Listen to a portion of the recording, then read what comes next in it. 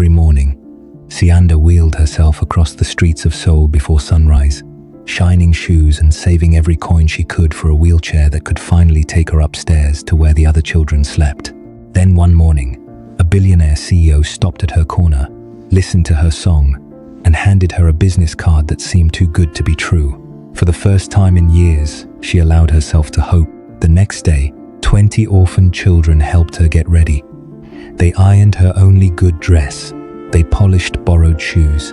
They wove a flower crown with their own hands and placed it gently on her head. As she left, they cheered and waved, believing something wonderful was about to happen. Instead, the moment she arrived at the CEO's office, everything fell apart. The guards looked at her wheelchair before they looked at her face. They mocked her, called her a beggar, laughed at her dreams. One of them even called her useless. As the flower crown slipped from her head and petals fell into her lap, Sianda left the building in tears, convinced she had been foolish enough to believe that someone like her deserved a miracle. What she didn't know was that the man who had given her that card wasn't just a billionaire. He was one of the most feared and powerful men in Korea. And the moment he discovered what had been done to that little girl, every person responsible would wish they had never crossed her path. Because Kang Dae-hyun wasn't finished with his promise. And before this story was over, he wouldn't just change Sianda's life. He would open his heart, walk into that orphanage, and become the father that 20 forgotten children never thought they would have. Before we begin, subscribe and become part of a community that believes every story deserves to be heard. Because the little girl you're about to meet almost lost hope forever, and what happened next touched thousands of hearts. Prologue. The streets of Seoul woke before the sun did. Sianda knew this because she woke with them every single morning, while the sky was still that bruised purple color that meant the city was holding its breath between darkness and light. Her hands found the wheelchair's wheels before her eyes fully opened muscle memory now. After 3 years, the metal was cold, always cold, even in summer, like it remembered winter in its bones. She transferred from the thin mattress on the floor to the seat, her arms doing all the work. Strong now, these arms. They had to be. The orphanage was quiet except for the sound of Matron Grace's soft snoring from the other side of the room and the gentle breathing of 20 children sleeping upstairs. Sianda's chest tightened the way it always did when she thought about the second floor, about all the places she couldn't reach. The wheelchair squeaked as she rolled toward the door, a rusty protest that made her wince. One of these days, that sound would wake everyone up, but not today. She grabbed her shoeshine box from beside the door, balanced it on her lap, and wheeled herself outside. The ramp Matron Grace had built 3 years ago still held, even though the wood was graying now, and one of the nails stuck up just a little too high. Sianda knew exactly where it was, avoided it automatically. Down the ramp, onto the cracked sidewalk, past Mr. Kim's convenience store with its flickering sign, past the Ajuma who sold roasted sweet potatoes from a cart and was just now setting up for the day. Too early. Little one, the Ajuma called in Korean, her voice rough with sleep. Big day, Sianda called back, which is what she always said. Every day was a big day when you were saving for a wheelchair that could climb stairs. The bus came at 5:47 a.m. She knew because she'd timed it dozens of times, and the driver was never late. He helped her fold the wheelchair and get situated, which was kind of him, even though he never smiled. Most people didn't smile at her. They either looked away quickly or stared too long. And Sianda had learned that both meant the same thing. They saw the wheelchair before they saw her. The city transformed as the bus carried her from the outskirts into Gangnam. Buildings grew taller, glass reflecting the slowly brightening sky. Cars got shinier. People's clothes got sharper. Everything smelled different here. Coffee and expensive perfume instead of kimchi stew and laundry soap. Her corner was in front of a building that touched the clouds. At least, that's what it looked like from where she sat. She'd never been inside, had never been invited inside anywhere in this part of the city, except once when it was raining and a security guard let her wait in a lobby until it stopped. He'd stood the whole time making sure she didn't touch anything. Sianda set up her station with practiced efficiency. The wooden box turned upside down, her brushes arranged by size, the shoe polish tins lined up black, brown, tan. She tested each brush against her palm, making sure the bristles were still good. Her savings jar was hidden under a false bottom in the box. She pulled it out, counted the money inside. 43,001. Her throat went tight. The wheelchair she needed cost 2 million won. At this rate, she'd be 16 before she could afford it. Maybe 17. She put the jar back, pressed her hands against her eyes until the burning stopped. "You're okay," she whispered to herself in Oo, the language of her mother. "Elle nui." The words felt like a hug. "You're okay." The first businessman walked past without stopping. Then another. Then a woman in heels so high Sianda wondered how she didn't fall. None of them needed their shoes shined, apparently. Or maybe they just didn't want a 12-year-old in a rusty wheelchair touching their expensive things. The sky turned from purple to pink to that bright, sharp blue that meant morning had officially arrived. Sianda started to hum, then to sing softly, because her voice wasn't for performing, just for keeping herself company. An ewe lullaby her mother used to sing, about a caterpillar who dreamed of becoming a butterfly even though everyone told him caterpillars belonged on the ground. "Abolovi su nie," she sang, her voice carrying the melody like a prayer. "Dzi sitsi la, egale dzio kapom." Even the caterpillar who cannot fly still dreams of the sky.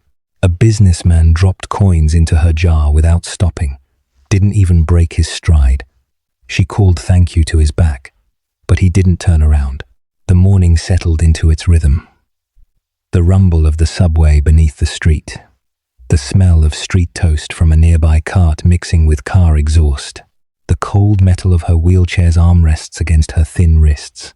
She sang between customers, the few who stopped, the many who didn't. She didn't notice the black car parked across the street. Didn't notice it had been there yesterday morning too. And the morning before that, didn't notice the man inside, watching through tinted windows, listening to a song in a language he didn't understand but couldn't seem to stop hearing. Chapter 1. Kang Dae-hyun had been sitting in the back of his car for 40 minutes, and he still couldn't explain why. The tablet on his lap displayed quarterly reports that needed his review. His phone had buzzed 17 times with messages that required responses. Han-woo, his head of security, had texted twice asking if there was a problem, and yet Dae-hyun sat motionless, watching a child in a wheelchair arrange shoe polish tins with meticulous precision. Third morning in a row. "Sir?" Mr. Lim, his driver, caught his eye in the rearview mirror. "Should I take you to the office?" "Not yet." The same answer he'd given yesterday. And the day before. Mr. Lim didn't ask again. He'd worked for Dae-hyun long enough to know when to speak and when silence was safer. Dae-hyun watched the girl couldn't be more than 12, maybe 13, test each brush against her palm before setting it down. Her hands shook slightly. The morning was cold, and she wore only a thin jacket over a faded dress. The wheelchair looked older than she did, one wheel slightly crooked, the whole thing listing to the left. She should be in school. Should be somewhere warm. Should be. His phone buzzed again. He ignored it. The girl started to sing. The sound cut through the closed car windows, through the ambient noise of traffic and construction and Seoul waking up. Her voice wasn't trained, wasn't perfect, but it carried something that made the chaos outside seem to quiet, made the constant noise in his head, the calculations, the threats, the endless strategic planning go still for just a moment. He didn't recognize the language, didn't understand the words, didn't need to. "I'm going out," he said. Mr. Lim's eyes widened fractionally, the most surprise the man ever showed. "Sir?" But Dae-hyun was already opening the door. The girl's face transformed when she saw him approaching. Not because she recognized him, she didn't, but because he was a customer, a real one, walking directly toward her station instead of past it. "Good morning, Ajiosi." Her Korean was fluent but carried an accent he couldn't place. French, maybe. "Shoe shine?" He nodded, lowered himself onto the small stool she indicated. Up close, he could see details he'd missed from the car. The careful way she'd arranged everything despite limited mobility. The threadbare quality of her jacket, the brightness in her eyes that seemed at odds with her circumstances. She got to work immediately, her small hands surprisingly strong as she applied polish to his Italian leather shoes. Expensive shoes. He knew they cost more than she probably made in 3 months, and the knowledge sat uncomfortably in his chest. As she worked, she hummed the same melody she'd been singing. What language is that? The question emerged before he decided to ask it. She looked up, surprised. Most customers didn't talk to her. You, from my home. And where's home? Togo, in West Africa. She returned her attention to his shoes, her brush moving in steady circles. But I live here now. The song, he pressed, unsure why he needed to know. What do the words mean? Her hands stilled. She studied him like she was trying to determine if he actually cared or if he was just making conversation to fill awkward silence. Whatever she saw in his face must have satisfied her, because she translated softly. Even the caterpillar who cannot fly still dreams of the sky. The words landed in the silence between them like stones in still water. Daehyun had built an empire on reading people, on understanding motivation and leverage and weakness. But sitting on this stool while a child shined his shoes and sang about caterpillars, he found himself unable to categorize her. She should be bitter, angry at the world that had clearly dealt her an unfair hand. Instead, she hummed while she worked and translated poetry like it was the most natural thing in the world.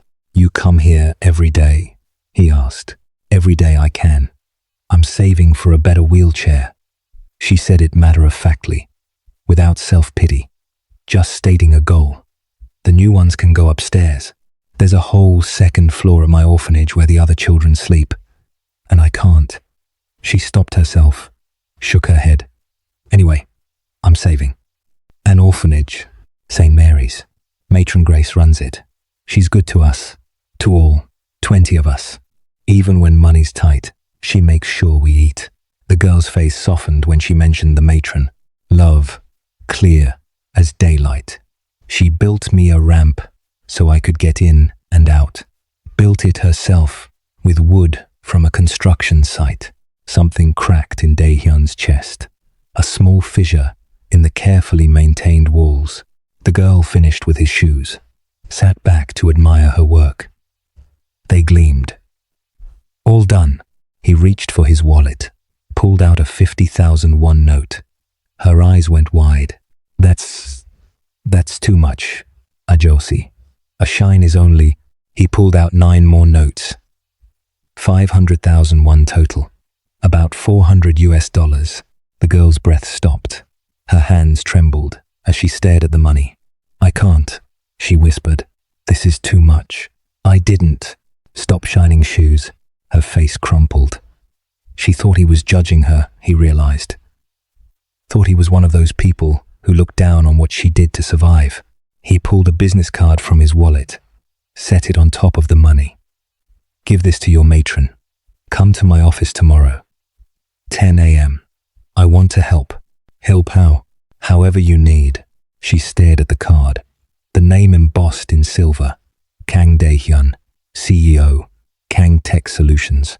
I don't understand, she said, voice small. His phone erupted with calls 3 at once. He glanced at the screen. Han-Wool, twice, and a number he recognized as one of his controllers. Something had happened. Something urgent enough for multiple simultaneous calls. He stood. Tomorrow, 10 a.m.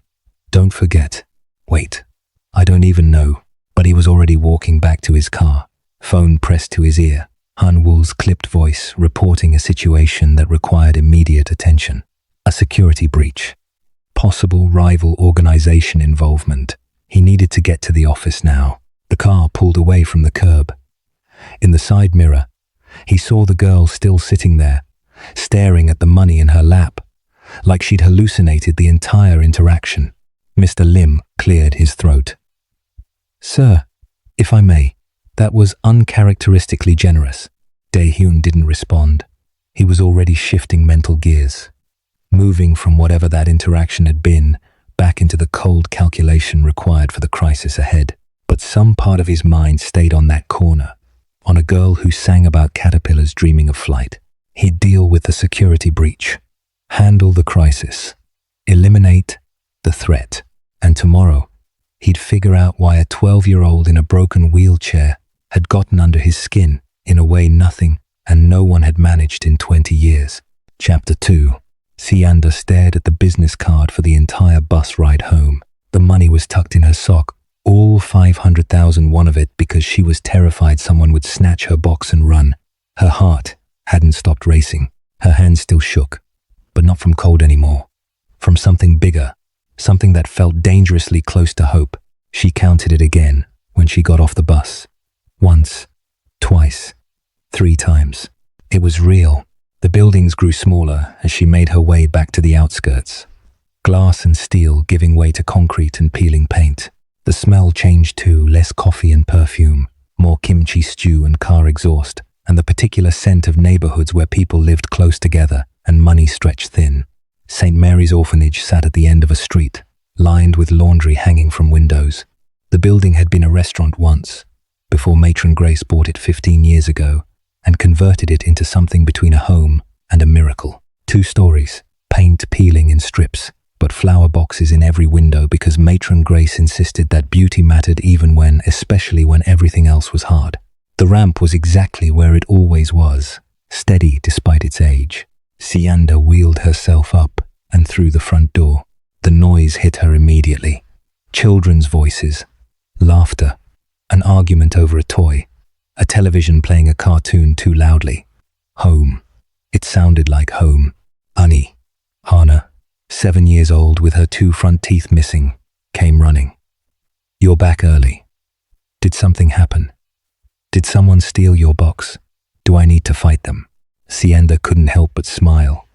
Hana was tiny but fierce, always ready to fight battles 3 times her size. "No one stole anything. Where's Halmoni?" "Kitchen. She's making soup." Hana wrinkled her nose, the watery kind, which meant money was especially tight this week. The watery soup was what they ate when Matron Grace was stretching vegetables and broth as far as they would go. Sianda found her exactly where Hana said, standing at the stove, stirring a pot that was mostly water, with some vegetables floating hopefully on top. Matron Grace's hair was coming loose from its bun, grey streaks catching the afternoon light through the window. Her hands, gnarled from years of hard work, moved the spoon in steady circles. She looked up when Sianda's wheelchair squeaked across the threshold. "You're home early. Are you feeling all right?" Matron Grace's eyes scanned her like she was checking for injury or illness. Sianda pulled the money from her sock. Matron Grace's spoon clattered against the pot. "What?" She moved quickly despite her age, kneeling beside the wheelchair. "Sianda, where did you get this? Did you? I didn't steal it." The words came out too fast, too defensive. "A man. He came to my corner, and he paid me for a shoe shine, and then he gave me this, and said," she pulled out the business card. "He said, to give you this, and come to his office tomorrow at 10. Matron Grace took the card with trembling fingers. Her eyes moved over the name, the title, the address in Gangnam. "CEO, she whispered. Then louder, worried, "Sianda, this is too much money. Men don't just give children this kind of money without..." He wasn't like that. Sianda knew what Matron Grace was worried about. He was. Strange, serious. He barely smiled. "But he asked about you, about the orphanage, and he said he wanted to help." "Help? How?" "I don't know. But he gave me his card and said to come tomorrow." Sianda's voice dropped, went quiet. "I know it sounds too good to be true. I know it probably is. But how, Moni?" She gestured at the soup, at the threadbare state of the kitchen, at the reality they lived in. What if it's not? Matron Grace was quiet for a long moment, studying the card, then the money, then Sianda's face. "This is yours," she finally said, trying to hand the money back. "For your wheelchair. We can save again." Sianda pushed her hands away. "But tonight, can we have chicken? For everyone. Real chicken. not just the watery soup.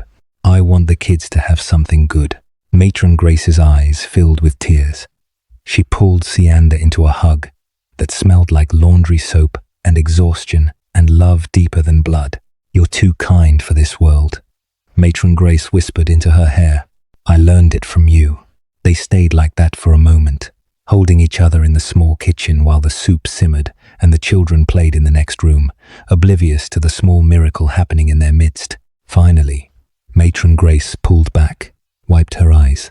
All right, I'll send Minseo and Jiwoo to the market. We'll have chicken tonight. And tomorrow, she looked at the business card again. Tomorrow we'll go to this office, together, and we'll see if this CEO is as genuine as you think he is. You'll come with me? Of course. You think I'd let you go alone? Matron Grace's voice was fierce. If he's good, wonderful. If he's not, he'll learn very quickly not to mess with my children. Min Seo and Jiwoo returned from the market with 3 whole chickens and vegetables for side dishes. The smell alone was enough to send the younger children into a frenzy. Chicken! Teo screamed, his twin brother Taeyang echoing the sentiment at equal volume. Dinner was chaos, the best kind. 20 children crammed around the long table, passing dishes, talking over each other, laughing at jokes only they understood. Sianda sat at her usual spot, Hana on one side fighting for the drumstick, Jiwoo on the other eating quietly but thoroughly. So what happened? Min Seo asked, 16 years old and always the protective older sister. Why the sudden feast? Every face turned to Sianda. She told them about the man with the expensive shoes and the business card, about the money that was too much and the invitation to his office. Is he handsome? One of the older girls asked, giggling. He's old, Sianda said, even though he probably wasn't more than 30. And serious. He barely smiled. Rich people don't smile, Taeyang announced with the confidence of a 9-year-old who'd never met a rich person. They're too busy counting money. Maybe he's a prince, Hana said dreamily. A prince who saw you and decided to rescue you. I don't need rescuing, Sianda said, but she softened it with a smile. And he's not a prince. Just a businessman who was kind. Kind rich people are rare, Minseo said, but there was hope in her voice too. Maybe you found a unicorn. That night, after the dishes were washed and the younger children put to bed, the older ones crowded into Sianda's room on the first floor, the only room with space for her wheelchair. We're going to make you beautiful, Minseo announced.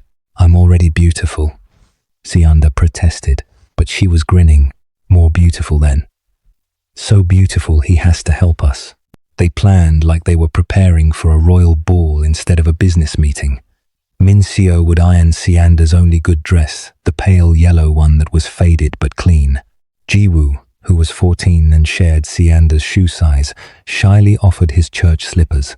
They're worn but polished, he said, not meeting her eyes. Better than your regular ones.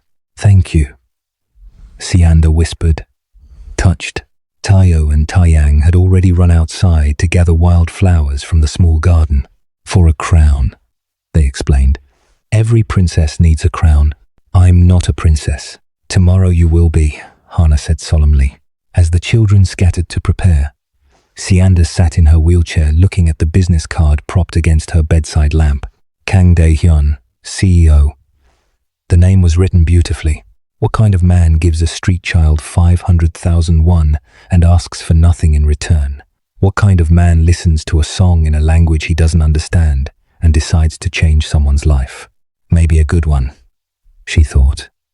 Or maybe Matron Grace was right to be cautious. Maybe it was too good to be true. But as she lay in bed that night, listening to the sounds of her family settling around her, she let herself hope, just a little, just enough to dream about stairs she could finally climb. Chapter 3. The screaming started at 5 in the morning. Sianda jolted awake, heart racing, before she realized it was excitement, not danger. The children had clearly been awake for hours, barely contained in their upstairs rooms, and now they'd decided subtlety was overrated. She's awake, Taeyang's voice carried down the stairs. Operation Princesses Go. Sianda groaned, but she was smiling. Her family was ridiculous. Wonderfully, perfectly ridiculous.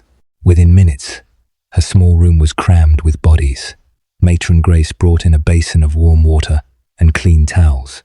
Minseo carried the yellow dress on a hanger, freshly ironed. The twins presented their flower crown with the solemnity of knights offering a sword. Jiwoo set his church slippers carefully beside her wheelchair. "We're making you shine," Hana announced, climbing onto the bed. Brighter than all the stars, breakfast was rushed and chaotic. No one could sit still. Even the youngest children seemed to understand something important was happening. After breakfast, the preparation began in earnest. Matron Grace helped her wash and get dressed, her gentle hands careful with the yellow dress. It had been donated 3 years ago, slightly too big then, fitting better now. The fabric was soft from many washings. The color faded but still sunny, still hopeful. Minseo sat behind her wheelchair with a comb, working through Sianda's thick coiled hair with patient fingers. "Your hair is so beautiful," Minseo murmured, "like clouds." She braided it carefully, weaving in small sections, her hands sure despite her nerves. When she finished, she'd created an intricate pattern of braids that pulled back from Sianda's face and crowned her head. The twins brought the flower crown they'd woven from wildflowers and garden blooms, mostly weeds, if Sianda was honest, but they'd arranged them beautifully. Yellow dandelions, white clover, tiny purple flowers whose names she didn't know. They set it gently on her head. "Perfect," Teo breathed. Jiwoo knelt to help her into his slippers. They were worn at the heels and the straps were slightly loose, but he'd polished them until they shone. One of the older girls offered a hair ribbon pale blue, slightly frayed. Another contributed a handkerchief embroidered with small flowers. A younger boy pressed a lucky coin into her hand. "For extra luck," he whispered. Sianda's throat went tight. Each offering was small, nearly worthless in monetary terms, but they represented everything. Shared resources, collective hope, a family pooling together to lift one of their own. "Thank you," she managed. "All of you." Hana brought a mirror cracked in one corner but functional. Sianda stared at her reflection. The girl looking back was still her, but somehow more. The yellow dress caught the morning light. The braids framed her face. The flower crown sat like it belonged there. She looked cared for, loved. "You're beautiful," Matron Grace said softly, her hand on Sianda's shoulder. "So beautiful." "We didn't do anything," Minseo said. "You were already beautiful. We just made sure everyone else would see it." At 9:30, Matron Grace called for a taxi. Expensive, but necessary. They couldn't take the bus with Sianda dressed like this, couldn't risk the wheelchair getting dirty or the dress getting wrinkled. All 20 children lined up outside to see them off. "Good luck. Make him help us. Don't forget us when you're rich. We love you." The taxi pulled up. The driver looked uncertain about the wheelchair until Matron Grace gave him a look that said he'd be helping whether he liked it or not. He helped. Sianda watched through the rear window as they pulled away. Her family stood in a cluster on the sidewalk, waving and jumping and calling out encouragement until the taxi turned the corner and they disappeared from view. Her hand touched the flower crown on her head. Matron Grace held her other hand. "No matter what happens today," Matron Grace said quietly, "you are already precious. You don't need to earn anything. You don't need to prove anything. You are enough, exactly as you are." Sianda nodded, but the words felt slippery, hard to hold on to. She'd spent 3 years watching people look at her wheelchair before they looked at her face. Spent 3 years being passed over, looked through, dismissed. Please, she thought, watching the city transform from their neighborhood to Gangnam's glass towers. Please let him be real. Let this be real.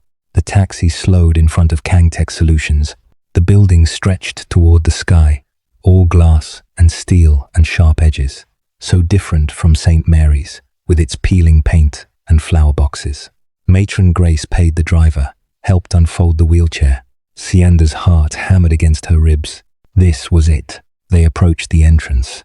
The automatic doors slid open with a whisper of expensive machinery. The lobby was marble and chrome, and the kind of cleanliness that felt intimidating. Employees in sharp suits moved with purpose. Everything gleamed. Sianda wheeled toward the reception desk, Matron Grace beside her. A security guard stepped in front of them. He was large, his uniform crisp, his expression cold as he looked down at them. "Deliveries in the back," he said. The words hit like a slap. "Chapter 4, we're not delivering anything." Matron Grace's voice was firm but polite. "We have an appointment." The security guard, his name tag read Cho Sung-min, looked them over with unconcealed disdain. His eyes lingered on Sianda's wheelchair, her faded yellow dress, the flower crown that suddenly felt childish and stupid. "An appointment," he repeated, like the words were a joke. "With who?" Sianda's hands trembled as she held up the business card. "With CEO Kang. He gave me this yesterday and told me to come today at 10. Cho Sung-min barely glanced at the card. A smirk pulled at his mouth. "CEO Kang gave you his card? A kid in a wheelchair?" Another guard approached, younger, his smile sharp and mean. "What is this? Some kind of scam?" "It's not a scam." Sianda's voice came out smaller than she wanted. "He came to my corner yesterday and—" "Your corner?" The younger guard laughed. "What? Like a street corner? Are you saying CEO Kang stopped on the street to talk to a beggar?" The word burned. "She's not a beggar," Matron Grace said, her voice rising. "She's a child with an appointment. Now, please let us through." A woman in an expensive suit approached from across the lobby. Her nameplate identified her as Park Ji-eun, executive secretary. She took in the scene with sharp eyes, the security guards blocking their path, the child in the wheelchair, the elderly woman defending her. "What's going on here?" Her voice was crisp, professional. "These two are claiming they have an appointment with CEO Kang," Cho Sung-min explained. "I was just explaining that we don't appreciate solicitors harassing our staff." Park Ji-eun's gaze traveled over Sianda slowly, cataloguing every detail. The wheelchair, the faded dress, the flower crown that was already wilting in the building's air conditioning. Her expression shifted to something like pity mixed with disgust. "We don't do charity here," she said, her tone making it clear she thought she was being kind. "If you need assistance, there are government programs. We don't need charity." Sianda forced the words out even though her chest felt like it was caving in. "CEO Kang gave me his card. He said to come at 10 o'clock. He said. Park Ji-eun's eyebrows raised. "And you believed him?" The younger guard snorted. "Probably some guy pretending to be the CEO for a laugh, or she found the card in the trash." "I didn't find it in the trash." Sianda's voice broke. "He gave it to me. He gave me money and told me to stop shining shoes and said he wanted to help." "Shining shoes," Cho Sung-min interrupted. "So, you admit you're a beggar?" "I'm not a beggar. I work. I save money. Look, kid." Park Ji-eun's voice took on a condescending sweetness that was worse than outright cruelty. "I don't know who you talk to, but CEO Kang doesn't have time for charity cases. He's a very busy man. Whatever you think he promised you was either a misunderstanding or someone playing a prank." "It wasn't a prank." Matron Grace's voice rose. "How dare you speak to her like this? She's telling the truth." "Ma'am, please lower your voice." Cho Sung-min stepped forward, imposing. "If you don't leave voluntarily, we'll have to call the police for trespassing." Sianda's vision blurred. The lobby was spinning. Or maybe she was. She couldn't tell anymore. This couldn't be happening. She'd been so careful with the card, had believed so completely that, probably for the best anyway, the younger guard said. Just loud enough for them to hear. "A crippled kid from the streets. What kind of parents abandon a kid like that?" Probably knew she was useless. The word cripple landed like a physical blow. The word useless shattered something inside her chest. Matron Grace made a sound like she'd been struck. "How dare you? Apologize right now." But Cho Sung-min was laughing, and Park Ji-eun was already turning away, dismissing them entirely. "We're done here," Park Ji-eun said. "Security, please escort them out." "We're leaving," Matron Grace said, her voice shaking with fury and tears. "But you'll regret this. You'll regret every word you just said." She turned Sianda's wheelchair toward the doors. Sianda couldn't breathe, couldn't see past the tears blurring her vision.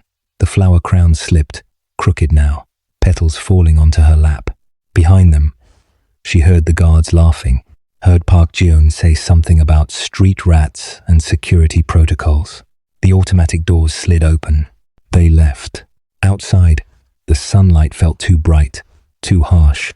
Matron Grace flagged down a taxi with shaking hands. They climbed in, Matron Grace helping fold the wheelchair, helping Sianda settle, moving on autopilot, because moving was better than standing still and falling apart. The taxi pulled away from the building. That's when Sianda started crying. Really crying.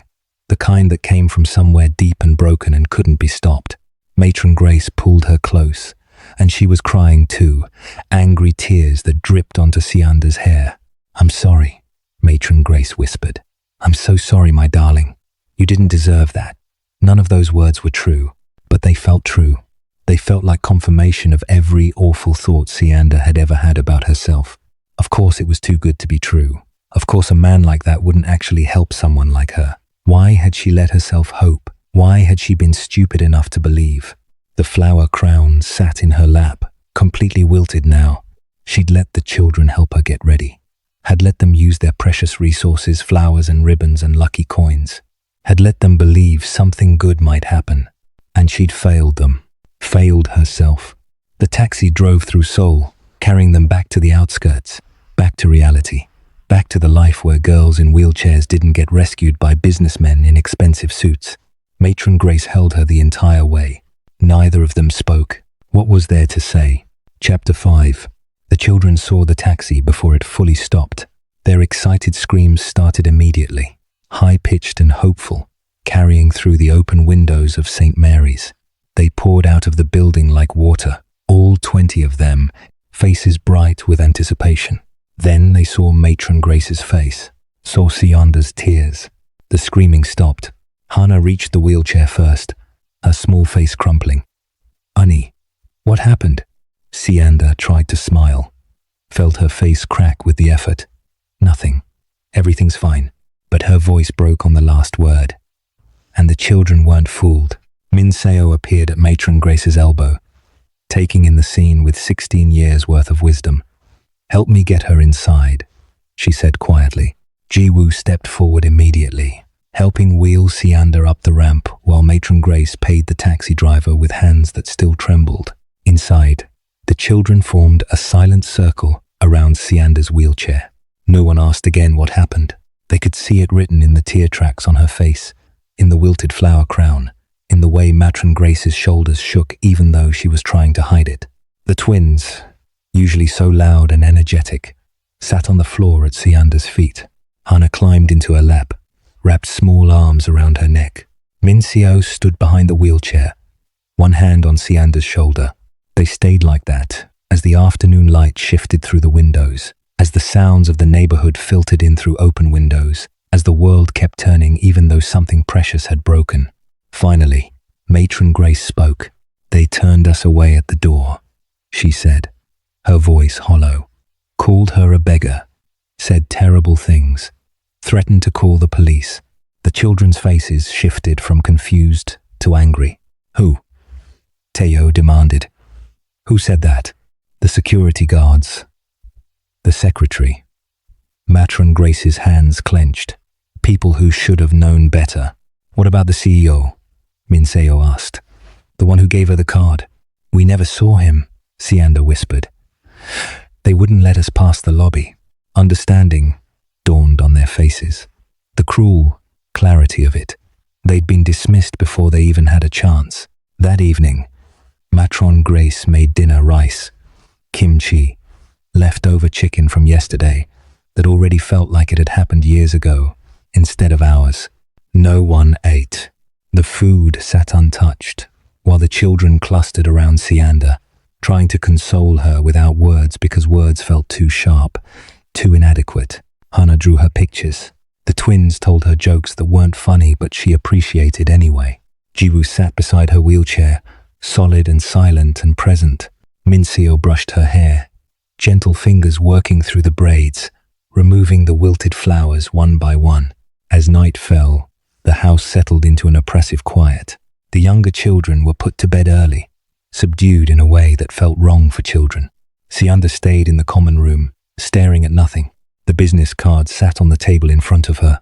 She should rip it up, should tear it into tiny pieces and throw it away and forget this whole awful day ever happened. But her hands wouldn't move. Some pathetic part of her still wondered, what if it had been real? What if he really had meant to help, and his employees had just made a terrible mistake? Stop it, she whispered to herself in ear. Sockby, stop hoping. But hope was a stubborn thing, even broken. It clung to her ribs, like a drowning person clings to driftwood. Matron Grace found her there after midnight, still sitting in her wheelchair, still staring at the card. You should sleep, Matron Grace said gently. I know. It's not your fault. What happened? I know. But she didn't really know. Didn't really believe it. Matron Grace knelt beside the wheelchair, took Sienda's hands in hers. Listen to me. Those people saw your wheelchair before they saw you. They saw your circumstances before they saw your heart. That's their failing, not yours. But maybe they were right. The words spilled out, poisonous and aching. Maybe I was stupid to think someone like him would actually help someone like me. Someone like you. Matron Grace's voice went fierce. Someone brilliant and kind and strong. Someone who gives her own money to feed children when she's saving for something she desperately needs. Someone who sings while she works and makes everyone around her better just by existing. Sienda shook her head, tears falling again. Yes, Matron Grace insisted. That's who you are. And if that CEO can't see it, that's his loss, not yours. She wanted to believe it, wanted it so badly her chest ached. But all she could hear were those voices. Beggar, cripple, useless. All she could see was her own reflection in that marble lobby, small and broken and out of place. Finally, exhausted beyond words, she let Matron Grace help her to bed. But sleep wouldn't come. She stared at the ceiling, listening to Matron Grace's breathing even out beside her, listening to the house settle around her. At 2 a.m, she made a decision. Tomorrow, she would go back to her corner, back to shining shoes, back to saving her own money. 1 coin at a time. Until she could afford that wheelchair herself. She didn't need anyone's help, didn't need anyone's pity. She would do it alone, the way she should have known she'd have to from the beginning. The decision should have felt empowering. Instead, it felt like giving up. But maybe that's what growing up meant. Learning the difference between hope and foolishness. Learning when to stop dreaming about the sky. Outside, Seoul glittered in the darkness, full of glass towers and expensive cars and men in suits who made promises they didn't keep. Sienda closed her eyes and tried not to hear her own voice singing about caterpillars. Tried not to remember the way he'd listened like her song mattered. Tried not to hope. Failed. Chapter 6. Kang Dae-hyun arrived at his office at 10:47 a.m., 17 minutes late for a meeting he'd never intended to miss. The security situation from yesterday had spiraled into something requiring his personal attention until 3 a.m. Rival organization trying to breach his systems, steal client data, undermine operations he'd spent years building. He'd handled it swiftly, completely, with the kind of ruthless efficiency that had built his reputation, but it had cost him time. He walked through the lobby of Kang Tech Solutions with Han Wool 3 steps behind him, employees bowing as he passed. The familiar choreography of respect and fear. He'd earned both, cultivated both, used both to maintain the control that kept his empire running. The elevator ride to his office was silent. Han Wool knew better than to speak when Dae-hyun was running through mental calculations, already shifting from last night's crisis to today's agenda, which included a 10 o'clock appointment with a 12-year-old girl who sang about caterpillars.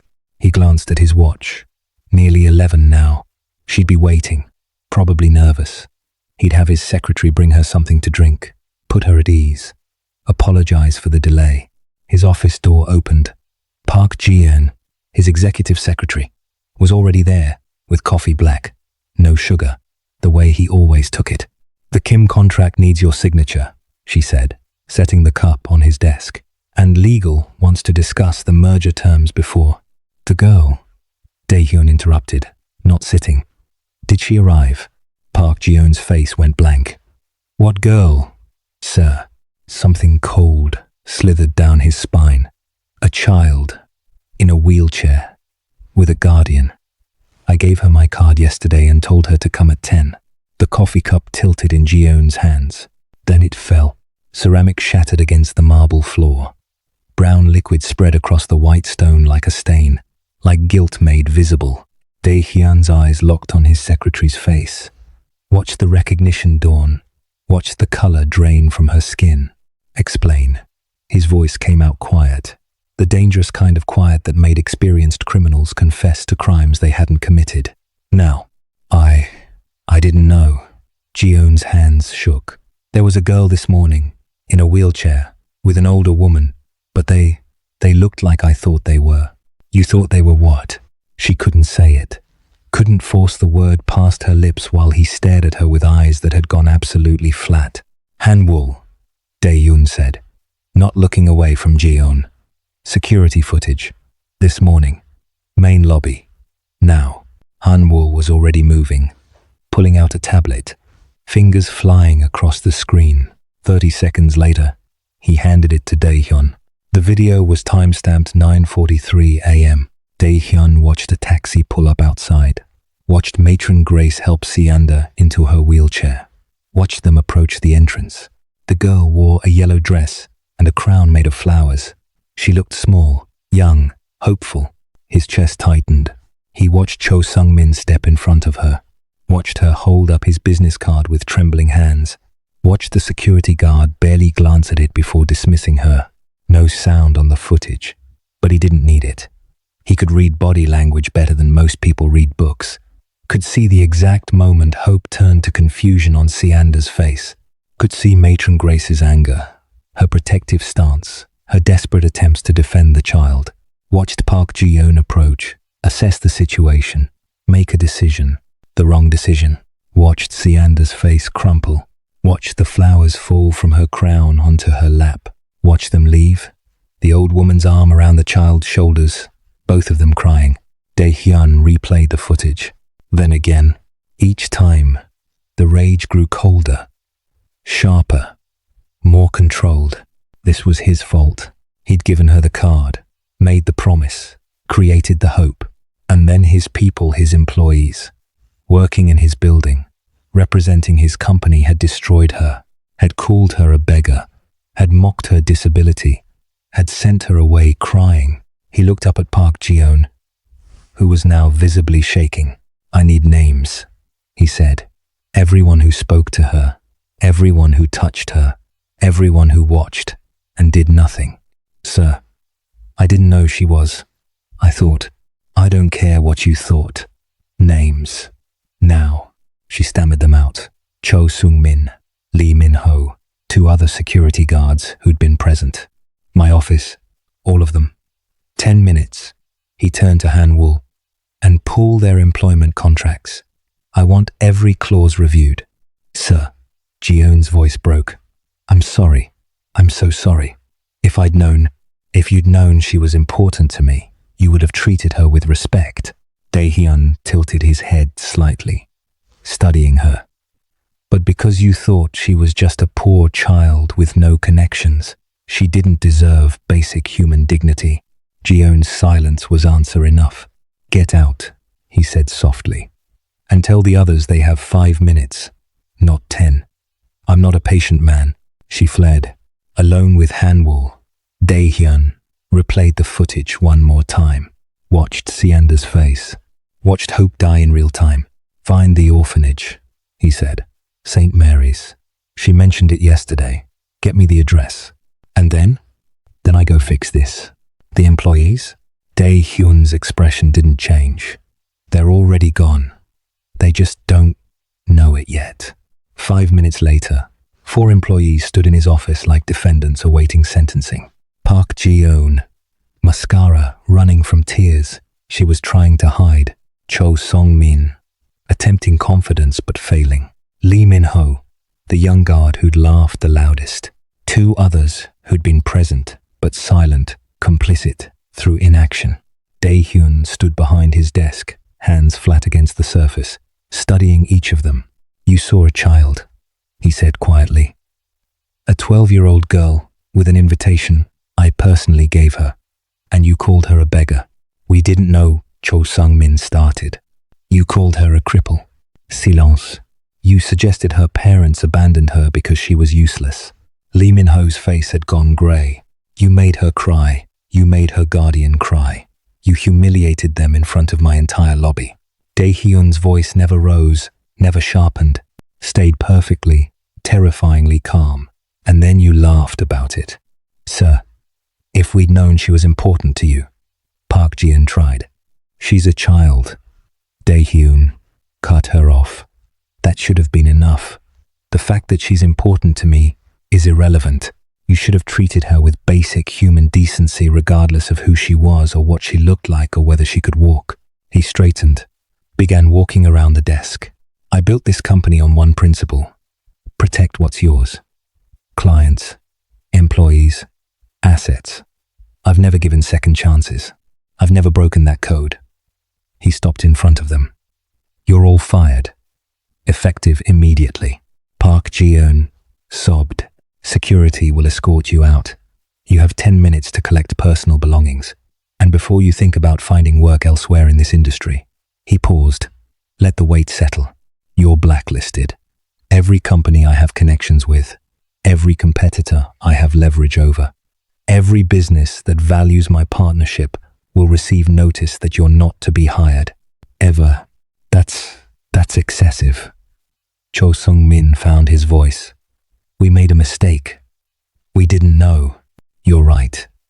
You didn't know that little girl has more courage in her small finger than all of you combined. You didn't know she shines shoes every morning to save for a better wheelchair. You didn't know she gave most of the money I gave her to feed 19 other orphans, instead of keeping it for herself. His voice dropped even lower. And because you didn't know, because you didn't bother to see past her wheelchair and her worn dress, you destroyed her. So yes, this is excessive. It's also permanent. He nodded to Han-woo, who'd been standing silently by the door. Security guards entered, different ones, new ones, who would learn from this very public lesson about what happened when you failed Kang Dae-hyun's standards. Out, Dae-hyun said. They were escorted out, Ji-eun still crying. Cho Sung-min's confidence completely shattered, the others too shocked to speak. The office door closed. Dae-hyun was alone. He walked to the window, looked down at the street 40 floors below. Somewhere out there, a 12-year-old girl thought he'd betrayed her, thought his promise had been empty, thought she was worthless. The rage shifted into something worse, guilt. The address, he said to Han-woo, who'd remained. Han-woo held out his phone. St. Mary's Orphanage, 40 minutes from here. Dae-hyun grabbed his coat. Cancel my afternoon meetings. All of them? All of them. He had something more important to do. The shoe-shining corner was empty when he arrived. Just an empty stretch of sidewalk where he'd found her yesterday morning, singing in a language he didn't understand, polishing shoes with careful hands. Dae-hyun stood there for a long moment, hands in his pockets, looking at the spot where her wheelchair had been. Of course she wasn't here. Why would she come back after what his employees had done? He should have protected her better, should have escorted her himself, should have warned his staff, should have done something other than make a promise and then disappear. Sir, Han-woo stood a few paces back, giving him space but ready. The orphanage. Dae-hyun nodded. They drove in silence through Seoul, the city transforming from Gangnam's glass towers to the outskirts, where buildings were smaller, older, more honest about the struggles happening inside them. St. Mary's Orphanage looked exactly like he'd imagined, a converted building with peeling paint and flower boxes in the windows. A ramp leading to the front door, the ramp Matron Grace had built herself. He could hear children playing in the small yard beside the building. Dae-hyun got out of the car. The children saw him immediately. Their playing stopped. They stared at this stranger in an expensive suit, emerging from a black car that didn't belong in their neighborhood. An older girl, Min-seo, he guessed from the protective way she stepped forward, recognized him from Sianda's description. Her face hardened. You, she said. Not a greeting, an accusation. I'm looking for, we know who you are. Minseo crossed her arms. She doesn't want to see you. I need to explain. Explain what? That your people called her a beggar, called her a cripple, made her cry. Minseo's voice rose. We spent all morning getting her ready. We gave her our best things. We were so happy for her. And you, it wasn't him. A younger boy, Jiwoo said quietly. He wasn't there. He gave her the card. Minseo shot back. He made the promise. Same thing. The front door opened. Matron Grace emerged, taking in the scene. The expensive car, the man in the suit, her children forming a protective barrier. She walked down the ramp with the steady grace of someone who'd handled difficult situations for decades. Kang Dae-hyun, she said. Not a question. Yes, ma'am. You have some nerve coming here. He met her eyes. I know. My girl came back crying. Heartbroken. Humiliated. I know. Your people were cruel. Thoughtlessly, needlessly cruel. I know. And they no longer work for me. They'll never work in this industry again. Matron Grace studied him. Revenge doesn't fix hurt. No, but it's a start. Silence stretched between them. The children watched, waiting. What do you want? Matron Grace finally asked. To apologize. To her. She doesn't want your apology. I know. But I need to give it anyway. Through the open door behind Matron Grace, he caught a glimpse of a wheelchair at the far end of the hallway. Sianda was there, listening but not coming closer. Hiding from him, the knowledge sat like a stone in his chest. Please, he said, the word unfamiliar in his mouth. He didn't beg, didn't plead, didn't show weakness. But for this child who'd shown him kindness when she had no reason to, he'd make an exception. Just 5 minutes. Matron Grace's expression softened fractionally. She's been through enough. I know. And if she truly doesn't want to see me, I'll leave. But let me ask her myself. Matron Grace turned toward the door. Sianda, it's your choice. Silence. Then, quietly, from inside. I don't want to talk to him. The words hit harder than they should have. Dae-hyun nodded. I understand, but I'll be at my usual corner tomorrow morning, the place where we first met. If you come, if you give me one chance to explain, I'll be there. No response. He turned to leave, then stopped, looked back at Matron Grace. Tell her I'm sorry. Tell her those people were wrong. Tell her she deserves better than what happened today. He paused. Tell her she was right to hope. I was just too slow to protect that hope. He walked back to his car, the children's eyes following him the whole way. As the car pulled away, he looked back once. Sianda had wheeled to the doorway, watching him leave. Even from this distance, he could see the wilted flower crown still on her head. Number chapter 7. Dawn returns. Sianda woke at 4:30 a.m., before her alarm, before the city, before even her own thoughts could talk her out of the decision she'd made. She was going back to her corner, not because she forgave him, not because she believed his promises, but because she needed to prove to herself, to the children, to the universe, that she didn't need anyone's help. Matron Grace stirred as Sianda transferred to her wheelchair. You're going? Yes. You don't have to prove anything. I'm not proving anything. I'm working. Matron Grace sat up, ran a hand through her grey hair. He came here yesterday. I know. I heard. Said he fired them. All of them. Sienda's hands stilled on the wheelchair's wheels. She hadn't known that part. Good for him. He asked to apologize to you. I don't want his apology. Matron Grace was quiet for a moment. He said he'd be at your corner this morning. Said if you gave him a chance to explain. I'm not going there for him. Sianda interrupted. I'm going there to work. If he's there, fine. If not, fine. I don't care either way. The lie tasted bitter. She cared. Of course she cared. Had spent all of yesterday trying not to care and failing miserably. Matron Grace helped her gather her supplies, pack her box, prepare for the day. They didn't talk about yesterday, about the humiliation, about the broken hope. What was there to say? It was done. Over. Time to move forward. The bus ride into the city was familiar, soothing in its routine. The same driver who never smiled. The same route through Seoul's waking streets. The same transformation from their neighborhood to Gangnam's glass towers. The sky was still that deep purple color when she arrived at her corner. Dawn was coming but hadn't arrived yet, the in-between time when the city held its breath. Sianda set up her station the way she always did. Box, brushes, polished tins. Her hands moved automatically, muscle memory taking over while her mind wandered. She'd just finished arranging everything when she noticed him, Kang Dae-hyun, sitting on the curb across from her usual spot, holding a shoe shine kit, not his expensive one from some luxury store. A cheap plastic kit from a convenience store, the kind with brushes that would fall apart after a week of use. He stood when he saw her. Sianda's breath caught. He looked different than she remembered. Tired, like he hadn't slept. His suit was still expensive, still perfectly fitted, but something about his expression was uncertain, vulnerable in a way that seemed completely at odds with everything else about him. "You came," he said. She didn't answer, just wheeled to her spot, started arranging her supplies even though they were already arranged. He walked over, sat down beside her wheelchair on the dirty sidewalk, right there on the ground, in his expensive suit, like it was the most natural thing in the world. "What are you doing?"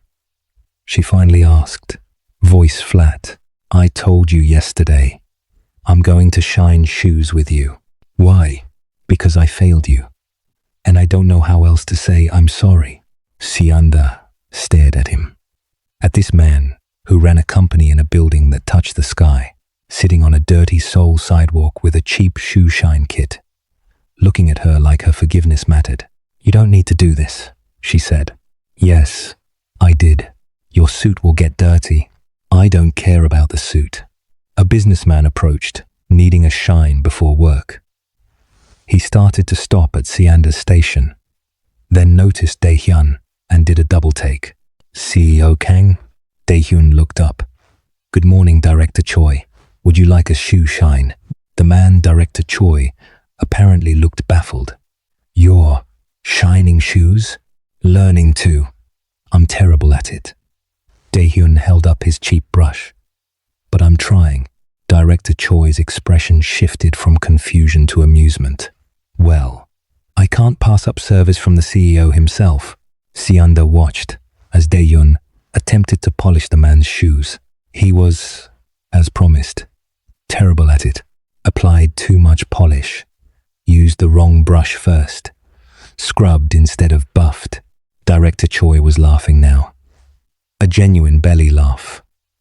"I've seen you negotiate billion-won deals and you can't shine shoes." "Apparently not," Dae-hyun said, completely serious. Sianda felt something crack in her chest. Something that had been frozen since yesterday started to thaw. "You're doing it wrong," she said quietly. He looked at her. "Show me." She hesitated, then wheeled closer, took the brush from his hand. "Less polish, more patience. Like this," she demonstrated, her practiced hands moving in steady circles. He watched, intent, like she was teaching him something more important than shoe shining technique. When Director Choi left shoes properly shined by Sianda after Dae-hyun's failed attempt, he dropped twice the usual payment into her jar and clapped Dae-hyun on the shoulder. "Whatever this is, CEO Kang, it's good for you. I've never seen you smile." "I'm not smiling." "You almost smiled." "Close enough." After he left, silence settled between them. "I fired them," Dae-hyun said finally. "Everyone who hurt you, they're blacklisted from the industry. Matron Grace told me. They didn't deserve what you showed them yesterday." "What did I show them?" "Hope, trust, the benefit of the doubt." He paused. "You deserved better than what they gave you in return." Sianda's throat tightened. "Why do you care?" He was quiet for a long moment. "I don't know, but I do." Another customer approached. Then another. Word was spreading. CEO Kang, sitting on a sidewalk, attempting to shine shoes. People stopped out of curiosity. stayed because it was genuinely entertaining watching a powerful man be completely incompetent at something so simple. And through it all, Sianda found herself teaching him, correcting his technique, showing him the right amount of pressure, the proper brush for each stage. Found herself, despite everything, forgiving him. Not completely, not yet, but enough to let the hope creep back in. Just a little, just enough. Chapter 8. By 9 a.m., Sianda's jar was fuller than it had been in weeks, and Kang Dae-hyun had polish on his hands and what looked like a genuine smile threatening to break through his careful composure. He pulled out his phone, typed something, then put it away. "What was that?" Sianda asked. "Telling my driver to go home." "Why?" "Because I'm not done yet." He looked at her. "You said yesterday I could make things up to you. I want to do that now." Her chest tightened. I know you don't need anything, but I'm asking anyway. Give me today. Let me try to fix what was broken." She should say no, should protect herself, keep her walls up, not let him back in. But she was 12 years old and tired of being afraid. "Okay," she whispered. His expression shifted relief. She realized he'd been genuinely worried she'd refuse. "Where do you want to go?" he asked. She thought about it. About all the places in Seoul she'd seen from bus windows but never visited. About adventures she'd imagined but never dared attempt. "The market," she said. "Gwangjang Market. I've always wanted to go, but the aisles are too narrow for my wheelchair." "Then we'll make them wide enough." Gwangjang Market was chaos in the best possible way. Vendors called out, advertising their wares in voices that competed with sizzling oil and clattering dishes. The smell hit first: fermented kimchi, sweet hotteok, savory bindietiok frying in huge pans. Then the colors: red gochugaru, green vegetables, golden pajeon. Dae-hyun pushed her wheelchair through the crowds, and something magical happened. People moved, not because they recognized him, but because he simply expected them to. Moved with such calm authority that the crowds parted like water. "What do you want to try?" he asked. "Everything." So they did. Tteokbokki, first spicy rice cakes in red sauce that made her eyes water and her taste buds sing. She watched Dae-hyun try his first bite, saw his eyes widen slightly at the heat. "Too spicy?" she asked, grinning. No. His eyes were definitely watering. Perfect. He was lying, she could tell. But he ate 3 more pieces anyway, and she had to press her hand to her mouth to keep from laughing. They tried hotteok next, sweet pancakes filled with brown sugar and nuts, served so hot she had to juggle it between her hands. The sugar melted on her tongue, warm and perfect. Dae-hyun bought bindietok, mung bean pancakes, crispy on the outside, soft inside. They shared one, sitting at a small plastic table that wobbled on uneven ground. "This is nice," she said softly. "The food? Everything. This. Sitting here like normal people." Something crossed his face. "I'm not sure I qualify as normal people." "Why not?" He was quiet for a moment. "Normal people don't do what I do." "What do you do?" "Besides run a company. Complicated things. Dark things sometimes." He met her eyes. "I'm not a good man, Sianda. You bought me bindietok. Bad men don't buy people pancakes." Despite himself, he almost smiled. "I don't think morality works that way. Maybe it should." They sat there as the market swirled around them, eating fried food and watching strangers live their lives. And Sianda realized something. He was lonely. This powerful man with his expensive suits and his company and his empire, he was desperately, achingly lonely. "Tell me about Togo," he said suddenly. So she did. Told him about Lomé, about the markets there that smelled like palm oil and grilled fish, about her mother who sang constantly, who taught her the Yu lullabies, about her father who worked construction, who carried her on his shoulders through crowded streets, about the car accident that took them both and left her alone. Dae-hyun listened without interrupting, without offering empty platitudes, without trying to fix the unfixable. When she finished, he simply said, "They would be proud of you." The words cracked something open in her chest. "You think so?" "I know so." After the market, he took her to Yeouido Park, The Han River stretched wide and grey under the afternoon sun, and the park paths were smooth enough for her wheelchair to glide. "Wait here," Daehyun said, then walked to a vendor. He returned with a bottle of bubble solution. Sianda stared at it. "What's that for?" "For me, apparently." "I don't understand. You said yesterday I should do what I did with you. I still don't know what that is. But you're 12, and 12-year-olds like bubbles, don't they?" She couldn't help it, she laughed. Really laughed. The sound bubbling up from somewhere deep and genuine. "You want me to watch you blow bubbles? I want you to be 12. Just for an afternoon. Not a girl who has to shine shoes to survive. Not someone who has to be strong all the time. Just 12. Her throat went tight. He opened the solution, blew bubbles while pushing her wheelchair along the river path. The sight was absurd. This serious man in his expensive suit, blowing bubbles that caught the light and drifted toward the water, while pushing a child's wheelchair like it was the most important job in the world. People stared. He didn't care. Sianda laughed until her sides hurt. And for the first time in 3 years, she felt something close to free. They watched ducks paddle in the river. He taught her Korean words she didn't know. She taught him Ewe words he'd never pronounced correctly. "Akbae," she said. "Akbae. Close enough. It means thank you."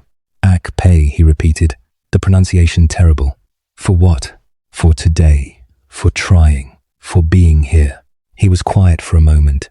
"Your song. The one about the caterpillar. What about it? You said the caterpillar dreams of the sky, even though everyone says caterpillars belong on the ground." "Yes, but caterpillars don't stay caterpillars," he said softly. "They transform. They become exactly what they dreamed of being." She looked up at him. This man who was slowly becoming less of a stranger and more of something else, something she didn't have a word for yet. "You think I'll transform?" she asked. "I think you already have. You just can't see it yet." The sun was starting to set when he took her to a bookstore. Not a small one, a massive multi-story building in Gangnam dedicated entirely to books. Sianda had never been inside a bookstore before. Her eyes went wide as they entered. Shelves stretched toward the ceiling, filled with thousands of books in Korean, English, French, languages she didn't recognize. "What do you like to read?" Daehyun asked. "I don't know. We don't have many books at the orphanage." "Then we'll find out." He pushed her through the aisles, pulling books down seemingly at random, read her summaries in his serious voice, completely deadpan, which somehow made even the silliest stories sound important. She giggled at his dramatic reading of a fairy tale. "What?" he asked, genuinely confused. "Nothing. Keep reading." He did, his voice never changing tone, which made it even funnier. She chose 3 books, a collection of fairy tales from around the world, an adventure story about a girl who sailed around the globe, and a book about famous inventors. He bought them without checking the price. Also bought a sketchbook and colored pencils when he saw her looking at them. "For the children," he said. "You don't have to." "I know." At the register, the clerk smiled. "Your daughter has excellent taste." Neither of them corrected her. They sat outside a cafe as evening settled over Seoul, the city lights beginning to glow. Sianda sipped hot chocolate, while Daehyun drank black coffee that smelled bitter. "Ajeosi?" she said quietly. "Yes?" "The children at the orphanage. They're really sad. They thought you were good, and then everything happened, and now they're confused and angry." He set down his cup. "They should be angry. Would you?" She hesitated. "Would you come meet them, so they can see you're not bad?" "I am bad, Sianda. You blew bubbles for me. You bought books for children you've never met. Bad people don't do those things. You don't know what I've done. The things I've built my empire on. No, but I know what you did today." She met his eyes. "I know you sat on a dirty sidewalk and learned to shine shoes. I know you made me laugh when I thought I'd never laugh again. That's what I know." He was quiet for a long time, something struggling behind his eyes. "I don't know how to talk to children," he finally said. "Just do what you did with me." "I have no idea what I did with you." She grinned. "Exactly. Just be yourself. Myself isn't appropriate for children. Let me decide that." He studied her face. this 12-year-old who'd somehow gotten past every wall he'd ever built. "All right," he said. "When?" "Tomorrow, for dinner." He nodded slowly. "Tomorrow." She smiled, bright and genuine, and he realized he'd agree to almost anything to keep that smile on her face. They sat there as night fell completely, and Kang Dae-hyun realized something he'd never experienced before. He didn't want the day to end. Chapter 9. Dae-hyun arrived at St. Mary's Orphanage at 6 p.m. the next evening, and his hands were sweating. He couldn't remember the last time he'd been nervous. Boardroom negotiations with hostile shareholders? Easy. Confronting rival organizations? Simple. Standing in front of 20 children who decided he was the villain in their story? Terrifying. "You'll be fine," Hanwol said from the driver's seat, and there might have been the slightest hint of amusement in his voice. "I don't do fine with children. You did fine with Sianda. That's different." "How?" Dae-hyun didn't have an answer. He got out of the car, smoothed his suit, a nervous gesture he immediately regretted. He was Kang Dae-hyun. He didn't get nervous. The children were visible through the windows, setting the table for dinner. Sianda wheeled to the door when she saw him, her face bright. "You came." "I said I would. Come in. Everyone's waiting." He followed her inside, and immediately 20 pairs of eyes locked onto him. The temperature in the room dropped about 15 degrees. Matron Grace emerged from the kitchen, wiping her hands on a towel. She looked him up and down, then gestured toward the dining room. "Well, since you're here, you might as well help." She handed him a stack of bowls. "Pass these out." He took them, awkward with the sudden domestic task. The children sat around a long table, arms crossed, expressions ranging from suspicious to outright hostile. He approached the first child, Min-seo, the oldest girl, set a bowl in front of her. She glared up at him. "You made her cry." "I know.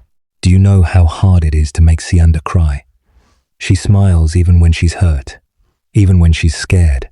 She smiles because she doesn't want us to worry." The words hit like accusations. "I didn't know that." "Well, now you do." Min-seo's eyes were fierce. "Don't make her cry again." He moved to the next child, Ji-woo, who sat quietly, watching. Set down the bowl. Ji-woo didn't thank him, just stared. The next child, Hana, the 7-year-old, was more direct. "Are you going to hurt her again?" "I'm going to try not to." Trying isn't good enough. She was 7 years old and already understood more about accountability than most adults. "You're right," he said. "It's not." He finished distributing bowls in silence, the weight of their judgment pressing down with each step. Sat at the end of the table because no one offered him a seat closer. Matron Grace brought out dinner: rice, soup, kimchi, grilled fish, banchan. No one ate. They just watched him. The twins Tae-oh and Tae-yang whispered to each other, shooting him suspicious looks. The silence stretched, uncomfortable and heavy. Finally, Dae-hyun set down his spoon. "You're right to be angry," he said, addressing all of them. "My employees hurt someone you love. They said terrible things. And even though I fired them, even though I made sure they'd face consequences, that doesn't erase what happened." "Then why are you here?" Min-seo challenged. "Because Sianda asked me to come. And because I want to be someone who keeps promises." "You broke your first promise," Tae-oh pointed out. "I did. I promised to help her, and instead my people hurt her.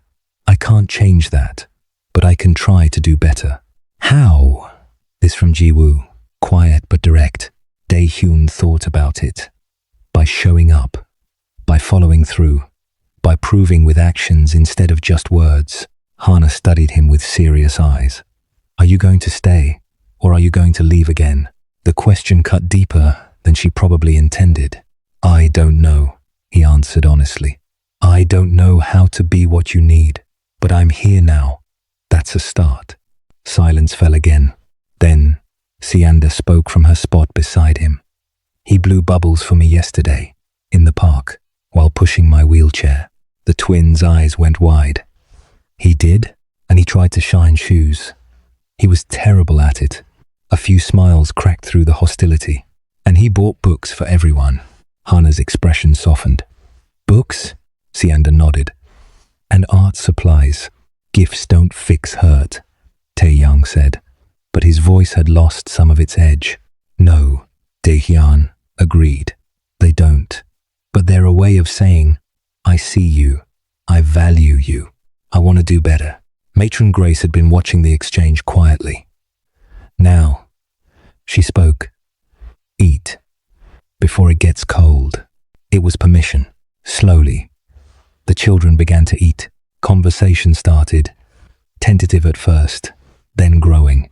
The twins told a joke it wasn't funny, but Dae-hyun laughed anyway, because their delivery was so earnest. Hana asked if he really had a company in a building that touched the sky. It doesn't quite touch the sky, he said, but it's tall. Can we visit? He hesitated. Then, if you want to. Her smile was gap-toothed and genuine. After dinner, the younger children dragged him into a game he didn't understand and was terrible at. They found his incompetence hilarious. Hana brought him a drawing she'd made a stick-figure family with 20 children and one tall man in the corner. That's you, she explained. His throat tightened. Thank you. I'll keep this. Forever? Forever. Min Seo approached later. While he was helping clear dishes. She really likes you, she said quietly. Sianda. She talks about you. About how you listened to her sing. About how you asked what the words meant. She's remarkable. She is. And she's been hurt enough. Min Seo's voice hardened. So if you're going to leave, leave now. Before she gets more attached. I'm not planning to leave. Plans change. People leave. There was old hurt in her voice. Personal experience. I know. But I'm going to try to be different. She studied his face, looking for lies. We'll see. As the evening wound down, the children slowly warmed to him. Not all the way. Not complete trust, but enough to give him a chance. Matron Grace found him in the kitchen, where he was washing dishes because he didn't know what else to do with his hands. You did well, she said.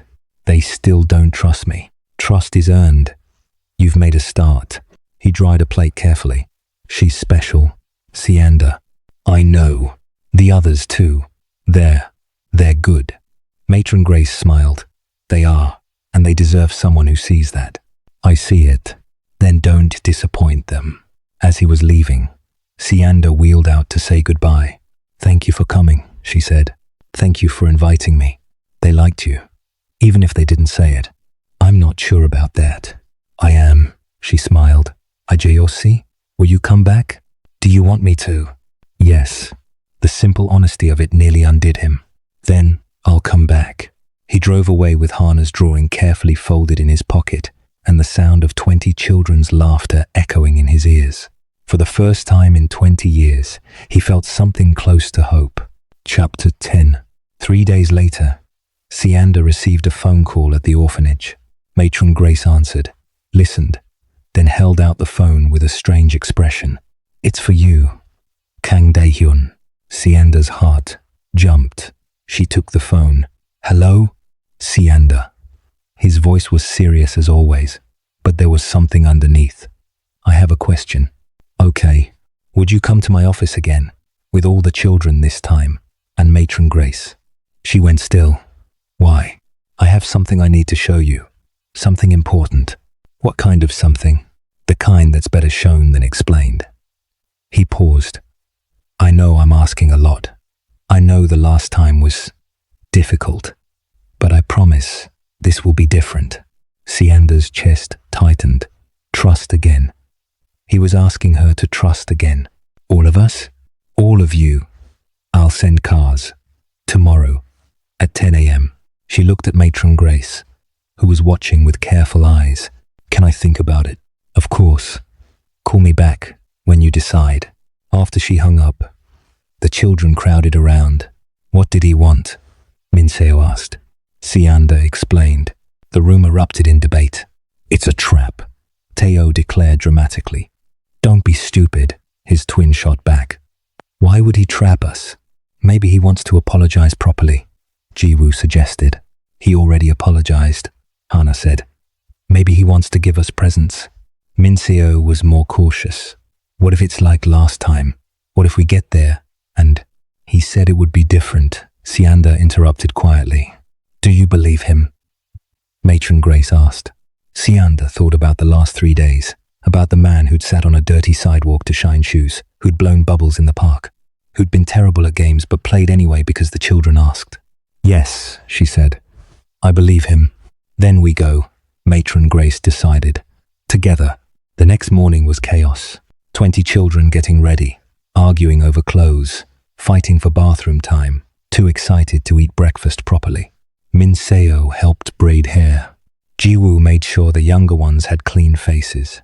The twins practiced their serious businessman faces in the mirror. At exactly 10 a.m., 3 black vans pulled up outside. Not just any vans, luxury vehicles with drivers in professional uniforms who helped everyone in with careful respect. The children's eyes went wide. We're riding in these? Hana breathed. The drive to Gangnam felt different this time. The children chattered, pointing out landmarks, pressing their faces to the windows. Sianda's stomach churned with nerves and anticipation. When they arrived at Kang Tech Solutions, the same building that had rejected her days ago, she braced herself. But this time was different. Security guards stood at attention, bowing respectfully as they entered. Welcome, one said. CEO Kang is expecting you. They were escorted to an elevator, large enough for all of them and Sianda's wheelchair. Up they went, floor after floor, the children gasping as the city spread out below them through the glass walls. They stopped on the executive floor. The doors opened to reveal Kang Dae-hyun waiting, Han-woo beside him. Thank you for coming, he said. The children stayed close together, still uncertain. Dae-han led them to a large conference room. The wall screen was on, but the image was frozen. Please sit, he said. The children filed in, taking seats around the huge table. Sianda wheeled to the front, Matron Grace beside her. Dae-hyun pressed a button. Security footage began to play.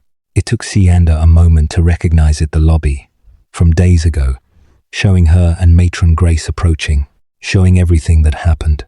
The children watched in silence as the guards turned them away, watched Sianda's face crumple, watched her cry. Hana started crying too. Min Seo pulled her close. The footage stopped. Dae-hyun's voice was quiet but clear in the silence. This should never have happened. Not to her, not to anyone. He nodded to Han-woo, who opened the conference room doors. Park Ji-eun and the security guards who'd humiliated Sianda were led in. They looked terrified. The children tensed. These people hurt someone under my protection, Dae-hyun said. In my company. That's unforgivable. He looked at the former employees. You're here because she asked me not to destroy your lives completely. So I'm giving you one chance to apologize. Sincerely. Park Ji-eun stepped forward, tears already streaming. I'm so sorry, she said, looking directly at Sianda. I was cruel and heartless. You deserved kindness, and I gave you pain. I'm sorry. Cho Sung-min could barely meet Sianda's eyes. I'm sorry for what I said. It was wrong. All of it. You didn't deserve any of it. The other guards echoed apologies, shame written across their faces. Sianda's hands trembled in her lap. Do you accept their apologies? Dae-hyun asked gently. She looked at them, really looked. Saw their fear, their regret, their brokenness. Remembered being broken herself. Remembered Matron Grace taking her in when no one else would. Remembered mercy. I accept, she whispered. Gasps from the children. Min Seo leaned close. You don't have to. I know. But I choose to. Dae-hyun nodded. They're still fired, still blacklisted. But because she asked, I won't pursue further action. The employees were escorted out. The room breathed again. Dae-hyun turned to the children. I have one more thing to show you. He nodded at Han-woo, who opened another door. Beyond it, a room filled with boxes, new clothes, shoes, books, toys, electronics, art supplies. The children rushed forward, disbelieving. Hana picked up a stuffed animal, hugged it tight. The twins found a gaming console, screamed with joy. Min Seo discovered new clothes in her exact size, tears streaming down her face. Jiwoo held a laptop like it was made of precious metal. Sianda couldn't move, couldn't process. It was too much. Daehyun wheeled her chair forward slightly. This isn't everything. There's more, much more. He knelt beside her wheelchair, meeting her eyes. But first, I need to ask you something. She waited. You showed them mercy. Why? She thought carefully. Because someone showed me mercy once. When I came to Korea, broken and alone, Matron Grace took me in. She didn't have to, but she did. She paused. Mercy isn't about what people deserve. It's about who you choose to be. Something shifted in his expression, pain and wonder, and something close to reverence. You're wiser than most adults I know, he said quietly. I'm 12, not stupid. He almost smiled. Then he stood, addressed everyone. Please, come with me. The vans were waiting outside. This time, the drive took them away from Gangnam, toward a residential area. The children chatted excitedly about their gifts, about the room full of treasures. After 20 minutes, the van stopped. In front of a house, not a mansion, but large. 2 stories. A garden, a ramp leading to the front door.